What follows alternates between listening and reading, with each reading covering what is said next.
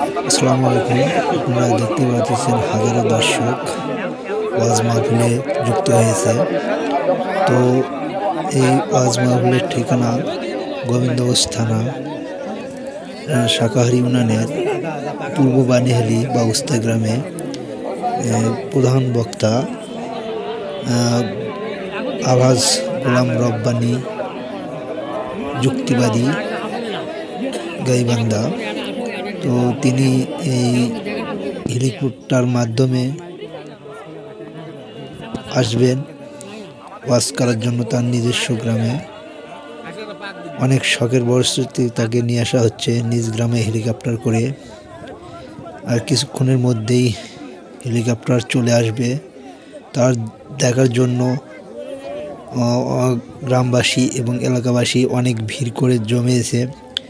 আপনারা দেখতে পাচ্ছেন আর অল্প কিছু সময়ের মধ্যেই এই গোলাম রব্বানী হুজুর চলে আসবে।